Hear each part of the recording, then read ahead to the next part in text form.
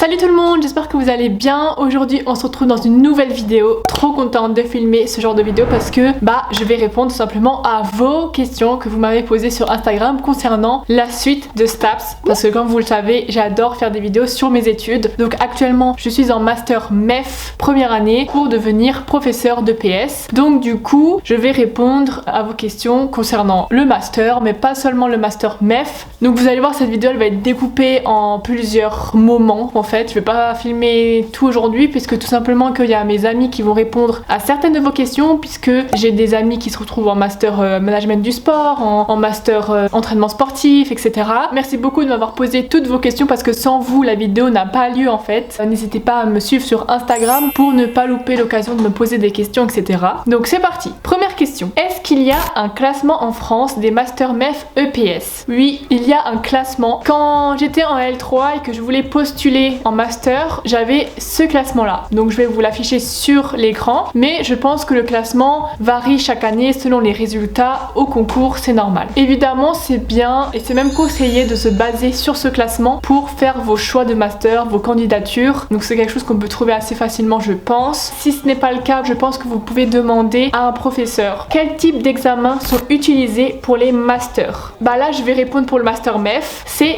des dissertations. Donc ces dissertations là vous portez sur les deux épreuves écrites du concours, du coup écrit 1, écrit 2. Donc écrit 1, tout ce qui regroupe socio-histoire du sport depuis 1936, et écrit 2, tout ce qui est pédagogie et didactique de l'EPS. Sarah va maintenant répondre à la même question, mais concernant son master. On avait surtout des dossiers, donc à faire seul ou en groupe. Des écrits, donc des analyses de graphiques qui sont en anglais mais on rédige en français, des QCM, généralement régressifs, des questions ouvertes aussi.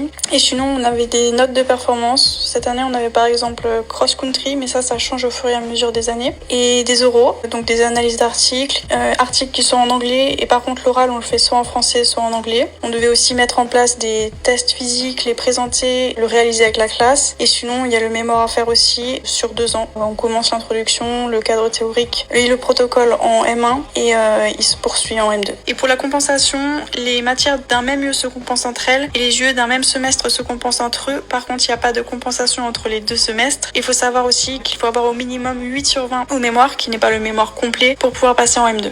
Plus compliqué qu'en licence ou le niveau est proche? Moi, je dirais que c'est un peu plus compliqué dans le sens où on nous demande du travail tout le temps, à chaque TD, et c'est pas que des petits trucs, c'est souvent des introductions à rédiger, des situations d'apprentissage à construire. Donc en fait c'est une continuité, on va dire, de la L3, mais un peu plus conséquent parce que en L3 à Strasbourg en tout cas, on avait quand même beaucoup de choses à faire concernant notamment les oraux en socio-histoire. C'était horrible, c'était une charge de travail hyper conséquente. De toute façon, si vous avez l'habitude de travailler depuis votre première année, je pense que le master ne devrait pas être un choc. Comment tu vis cette première année de master MEF? Nouvelle organisation, stage, etc. Concernant l'organisation, j'ai gardé celle que j'avais construite au fil des années de licence. Par contre, je vous cache pas que à la rentrée, j'étais un peu chamboulée, je me remettais en question. Je sais pas comment vous dire, mais c'est très décontextualisé. Je me disais, mais purée, genre, c'est juste des élèves qui bougent, quoi. On fait tout ça pour ça. En fait, ça me saoulait un peu de me dire à quel point tout ce qu'on nous demande pour être prof, c'est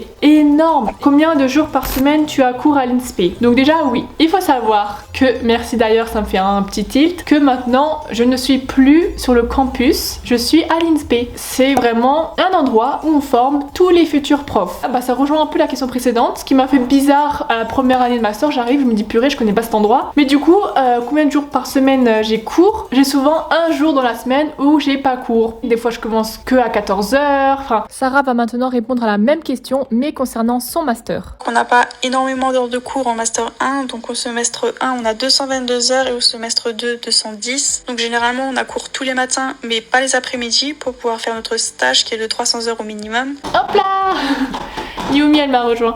30 places pour plus de 500 demandes par master lié au management du sport. Comment en avoir un? Hello, c'est vrai que comme tu le dis, il n'y a que 30 places pour 500 demandes, ça fait peu. Mais il faut savoir qu'il y a aussi beaucoup de désistements, tu vois. Et comme c'est sur dossier, si tu as un bon dossier, tu seras pris en priorité ou au moins tu auras le droit de passer des entretiens. Et là, ce sera à toi de prouver que tu as ta place dans le master. Moi, je suis la preuve que c'est possible parce que avant le master en STAPS en marketing du sport, j'ai fait une licence en marketing international, donc qui n'avait pas du tout de rapport avec STAPS parce que j'avais un bon dossier ou parce que j'avais un bon niveau sportif et que j'étais parti à l'étranger, j'ai réussi à me vendre et puis j'ai eu ma place en master. Donc voilà, j'espère que pour toi ça sera la même chose et que tu auras ta place chez nous. Allez, bonne chance. Comment ne pas déprimer quand on voit le peu d'admission en master? Fais une chose à la fois, n'y pense pas pour l'instant, c'est-à-dire d'abord de se concentrer pour finir sa 3e année et ensuite quand l'ouverture de e-candidat, donc e-candidat c'est Parcoursup mais pour les masters, bah là vous donnez tout pour vos dossiers. Soignez la lettre de motivation et avoir de bonnes notes, surtout que ça commence dès la L2, la prise en compte des notes, et ça je ne le savais pas, hein. Si je le savais, ça aurait été ma source de motivation pour ma 2e année hein, en licence. Postule dans tous les masters, n'aie pas peur de changer de ville. Du coup moi j'avais postulé à au moins une trentaine, 30 masters comme ça, pour être sûr d'en avoir au moins un. Le master est-il difficile d'accès? Bah ça rejoint un peu la question précédente. C'est difficile oui, parce qu'il y a énormément de demandes et ils vont se baser sur ton dossier. Donc évidemment, il y en a qui vont être plus favorisés dans le sens où il y en a qui ont déjà fait des stages en école, des choses comme ça. Donc ça va valoriser leur dossier. Je sais qu'il y a certains masters qui demandent un entretien. Vous allez voir qu'aussi sur e-candidat, chaque master va demander certaines choses. Par exemple, pour rentrer dans ce master, il faut passer le diplôme de sauvetage. Donc ça, il faut passer en fait en L3. C'est quoi les autres débouchés en MEF si on rate le CAPEPS? Déjà, il faut savoir que on rentre dans une nouvelle réforme. L'année dernière, on passait le concours en première année de master. Maintenant, ce n'est plus le cas, on le passe en 2e année. Qu'est-ce qui se passait pour les étudiants qui étaient dans l'ancienne réforme? Tout simplement qu'ils pouvaient passer le CAPEPS 2 fois, avoir 2 essais en M1 puis en M2. Nous maintenant, on n'a qu'un essai, c'est-à-dire qu'on le passe que en M2 et après, comme on a fini nos études, on a 1 an de libre où on fait rien à part travailler et revoir et réviser pour que tu puisses le repasser du coup une 2e fois si tu le rates. Donc ce qui se passe à ce moment-là, si tu le rates, c'est que tu peux être professeur vacataire, professeur remplaçant, etc. Comme ça, tu peux toujours être en contact avec des élèves et en même temps ça va permettre d'illustrer tes copies, d'être dans un vrai contexte. Si vraiment tu te dis purée, le concours de prof de PS ça ira pas, j'ai pas envie de faire ça au final, tu peux te diriger vers professeur des écoles ou bien CPE, des choses comme ça. Est-ce que vous vous entraidez beaucoup entre étudiants en master? Franchement ça dépend. Déjà dans la promo on est 40, on est scindé en 2 groupes pour les TD et après il y a encore des sous-groupes. Mais du coup au sein de la promo il y a des groupes, des duos, des trios et donc c'est au sein de ces groupes là qu'il y aura des entraides. Nos formateurs qui sont d'ailleurs des profs de PS, ils nous conseillent de s'entraider parce que voilà, toi tu fais cette conférence, moi je fais ce livre, on fait des fiches, on réunit et comme ça on y gagne tous les deux, on perd moins de temps à faire ci et ça. Quels sont les débouchés en master spécialité entraînement sportif? Ce sera soit dans le domaine de la performance et ou de la santé, donc pour devenir préparateur physique, entraîneur ou éducateur sportif par exemple, ou même travailler dans la réathlétisation ou encore poursuivre en doctorat. Donc là on est un autre jour, mais c'est pas grave pour vous, c'est comme si de rien n'était, donc je continue à répondre aux questions. Est-ce que tu peux faire ton master à l'étranger? Oui, dès la rentrée on va te proposer ça, c'est sur soit un semestre, soit toute l'année, mais il faut faire des dossiers de mobilité, donc c'est vraiment une grosse charge de travail en plus. Voilà, il faut avoir un bon dossier évidemment, mais ça il faut demander vraiment à des personnes qui sont en charge de la mobilité à l'université. Est-ce que tu peux faire le master en alternance? Pour la M1, je ne sais pas. Concernant le master MEF, je ne pense pas. En tout cas dans ma promo ce n'est pas le cas à Strasbourg. Mais en M2, on nous propose soit de faire la M2 en alternance, c'est-à-dire de prendre en charge véritablement une classe, ou soit d'avoir des stages. Quand c'est la période de stage, on a stage, nanana. En tout cas, sache qu'on est rémunéré pour ceux qui vont choisir la M2 en alternance. Je ne sais pas combien,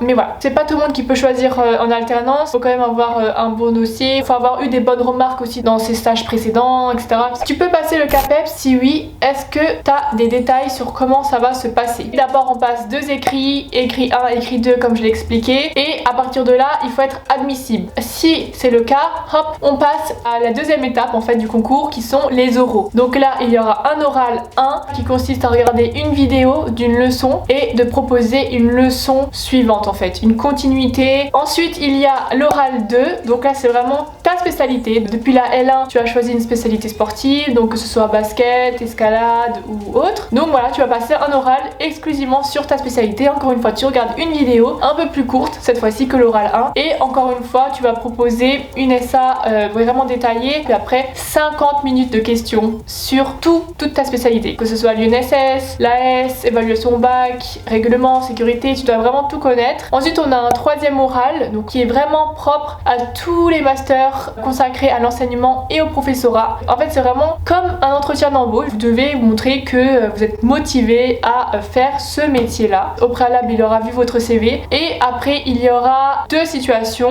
une situation propre à votre discipline qui est conflictuelle, par exemple en EPS, un élève vous montre ses fesses dans les vestiaires, vous avez 2 minutes pour y répondre, elle va vraiment tester votre capacité d'adaptation en fait, vous devez réfléchir très rapidement et ensuite vous avez encore une seconde situation conflictuelle où là c'est vraiment propre à tout l'établissement. Par exemple gestion de l'émotion, qu'est-ce que vous faites vous en tant qu'enseignant? Je te conseille de regarder les rapports de jury chaque année, donc cette fois-ci cette année il n'y en a pas eu, ils exposent en fait qu'est-ce qu'ils attendent du candidat et donc de là tu peux vraiment savoir qu'est-ce que tu dois faire, qu'est-ce que tu dois travailler, qu'est-ce que tu dois améliorer, voilà. Ensuite, comment se passent les candidatures? Les candidatures se font sur e-candidat. Chaque master a son e-candidat. Ce que je peux vous conseiller, c'est d'avoir vraiment votre petit planning. J'ai déjà postulé à ci, à ça, attention, à telle date ça ouvre, attention, à telle date ça ferme, qu'est-ce que je dois rendre pour finaliser mon inscription parce que des fois vous validez, mais après ils vous renvoient un mail pour dire en fait il manque ce document. Et vraiment d'être très organisé pour ne louper aucune université. Il y en a qui commencent très tôt l'ouverture des inscriptions, d'autres très tard. Comment se passent ces journées type hors stage? Je vais faire une vidéo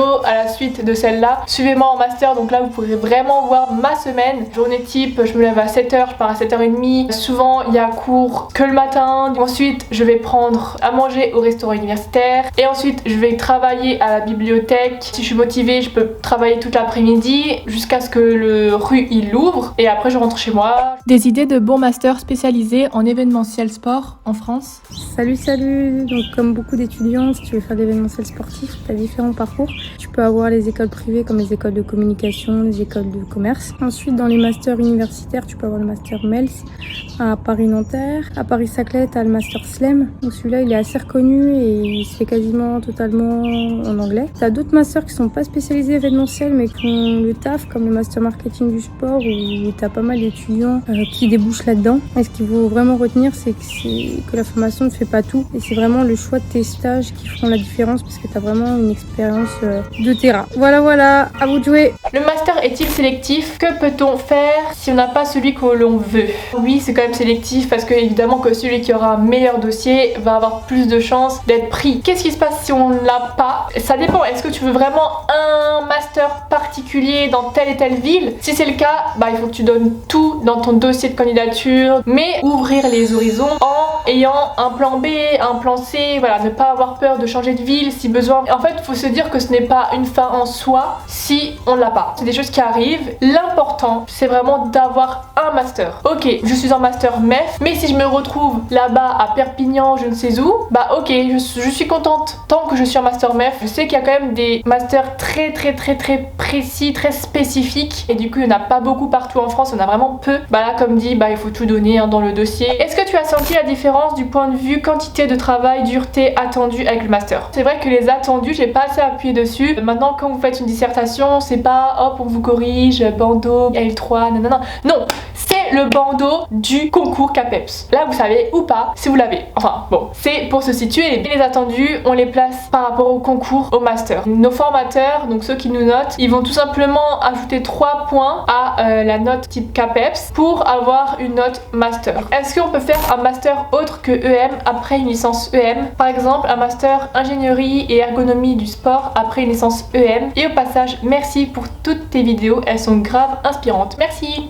Oui, on peut faire un master autre que EM, après une licence EM. Par exemple, dans notre promo, il y en a plein qui se sont dirigés vers le master premier degré, un master pour être CPE, donc voilà. Mais par contre, avec ton exemple, tu vois, master ingénierie ergonomie du sport, je pense qu'il y avait une licence spécifique à ce parcours-là. Et du coup, moi je pense que ceux qui ont eu cette licence spécialisée en ingénierie ergonomie, eux, ils vont être plus favorisés en fait lors de la candidature, vu que le parcours c'est vraiment une continuité. Tente ta chance sur e-candidat, tu peux postuler où tu veux, vraiment. Coucou, on s'était déjà parlé, mais j'aimerais encore savoir, faut-il vraiment être fort en cours? J'ai 12 de moyenne en 3e, je galère pas mal en physique et en maths. Je sais que je pourrais pas remonter, ça fait depuis 15 ans que j'ai ces problèmes. Mais penses-tu que j'y arriverai ou ça sera trop dur pour moi? Franchement, 12 de moyenne, pour moi, c'est ce qu'il faut. Hein. En 3e, en plus, vraiment, après t'as tout le lycée, hein, bien sûr, pour essayer d'améliorer. En première année, souvent, on part de zéro. Ils savent qu'il y a plusieurs parcours d'élèves qui se rejoignent en STAPS, c'est-à-dire il y a des littéraires, des lycées pro, évidemment, ceux qui ont fait plutôt un parcours scientifique, ils vont avoir plus de facilité à comprendre tout ce qui est SVS. Moi, j'étais pas très forte hein, dans ces matières-là un peu scientifiques parce que moi j'ai fait bac ES, mais du coup, je savais que j'avais besoin de travailler davantage dans ces matières-là. L'important c'est de passer, en fait, c'est de passer ces années, de pas redoubler. La vidéo est terminée, j'espère qu'elle vous a plu, j'espère que vous avez vraiment pu apprendre des choses. Si ce n'est pas le cas, n'hésitez pas à me contacter sur mon Instagram, comme ça on peut discuter en vocal et tout. Likez la vidéo, commentez et abonnez-vous, ça me fait super plaisir tout simplement. On se retrouve dans une prochaine vidéo qui sera Suivez-moi en master, donc si vous voulez pas la louper, mettez la petite notification. Gros bisous.